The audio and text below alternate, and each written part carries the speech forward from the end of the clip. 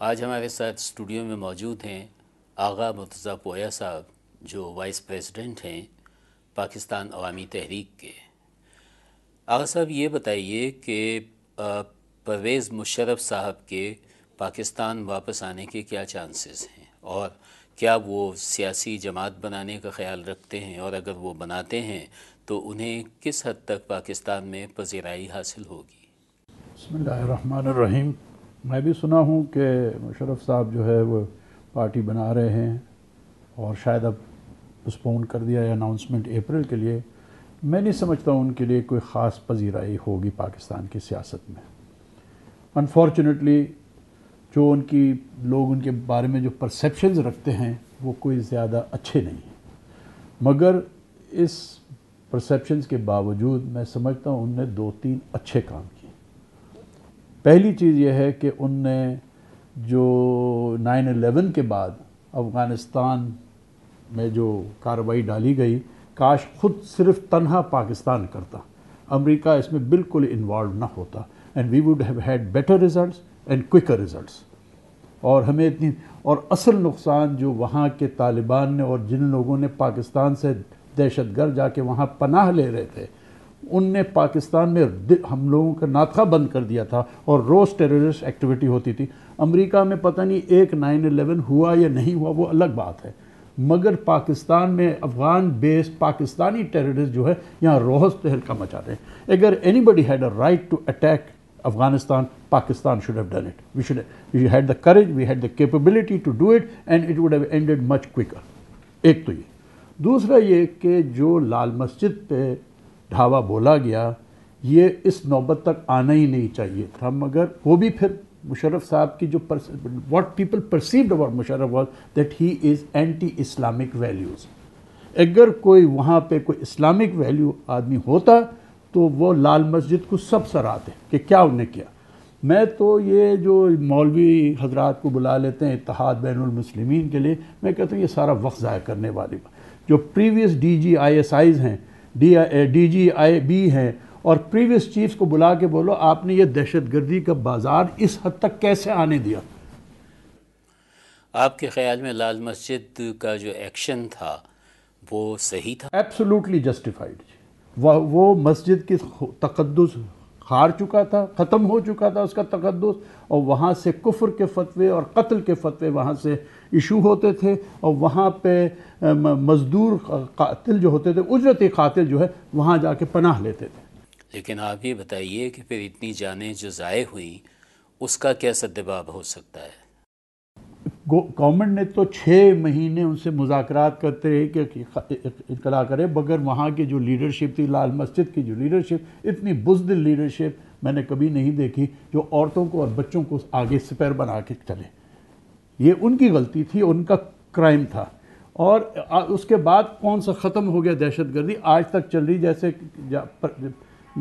Lieutenant general Javed Ashraf गाजी ने कहा, पहले तो सिर्फ शिया मारे जा रहे थे, उसके बाद सुन्नी मारे गए, अब GHQ पर जब हमला हो रहा है, एक के बाद दूसरा, दूसरे के बाद तीसरा, अब इनको फिक्र पड़ी हुई है कि यह दहशतगर्दी क्यों ऐसी पनपती है यहाँ पे पाकिस्तान में। बलूचिस्तान में भी यही हुआ है। एक मुफ्ती साहब को हमने हीरो बना दिया। He is no hero, he was no friend of Pakistan. और वहाँ पे रोज़ यानी पिछले 2-3 सालों में बलूचिस्तान में 400-500 शिया और सुन्नी मारे गए हैं, और सारे उजरती कातिल बलोच उजरती कातिलों के हाथ मरे हैं। तो therefore we have got to take a very seriously. Musharraf साहब डिड नॉट डू द, वो कहते हैं ना, टू लिटिल टू लेट। वक्त पे कोई काम नहीं किया, सही पॉलिटिकल डायमेंशन ने नहीं देखा, और वो अपने अंदाज में जो पता नहीं किसी आखिरी अयाम में आ गए कि जी हम रोशन ख्याली कर रहे हैं वगैरह। अब ये सारे सोच वगैरह जो है आउट ऑफ, ये इस मुल्क को बचा नहीं सकते, ना मुशर्रफ साहब को बचाए। लेकिन आप ये फरमाइए कि बलूचिस्तान तो बहुत ज़्यादा डेडली अगेंस्ट है परवेज़ मुशर्रफ साहब के, और आप ये नहीं देखते कि उनके ख़िलाफ़ FIR भी हो चुकी है? ये पता नहीं FIR कटते रहते हैं जी। बुख्ती साहब के ख़िलाफ़ FIR कटी थी 1958 में, और उसके बाद वो गवर्नर भी बन गए उस मुल्क, उस प्रोविंस के। यहाँ पे तो न FIR की कोई हुर्मत है, न जुडिशरी की कोई हुर्मत रह गई है। You can manipulate all of these things.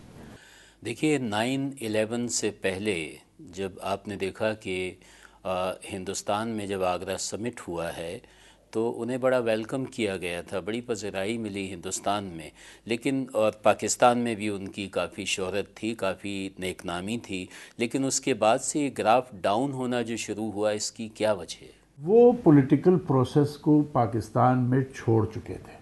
वो सिर्फ अपनी GHQ के बंकर में बैठ के पाकिस्तान की सियासत खेल रहे थे, और बड़े बड़े कमज़ोर सियासी बैकग्राउंड के लोग हैं जिनकी कोई बेस नहीं था, उनके ऊपर वो डिपेंड कर रहे थे, और धांधली कर इलेक्शन में धांधली कराने के ऊपर डिपेंड कर रहे थे। तो उससे आपको क्या खैर की तवक्को हो सकती थी? अगर सही पॉलिटिकल फोर्सेस को वो उनसे दावत करते और बात करते तो the thing would have ended much more differently. मगर 2006 में अमेरिका ने क्लियर टर्म्स में मुशर्रफ साहब को सुना दिया कि आपकी छुट्टी होनी है, and that is what we saw the process starting from 2007। वो चीफ जस्टिस साहब के साथ जो उनके तल्ख कलामी या जो भी कुछ हुआ, उसके बाद जो है ये सब इशारे जो हैं बाहर से थे।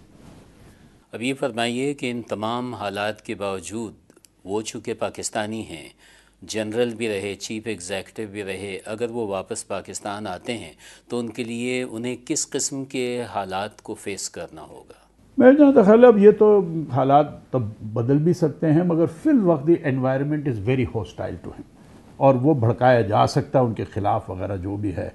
मगर अगर हिकमत अमली से और सही अंदाजे में अगर वो प्लानिंग करके या जो भी है, जो फोर्सेस हैं पाकिस्तान में हु मीन, उनके साथ वो बना के रखें या उनके साथ, मगर ख़ुद फ्रंटल रोल उनके लिए कुछ पाकिस्तान में नहीं है। He has to hide behind somebody, he has to hide behind somebody, he cannot play an open frontal role.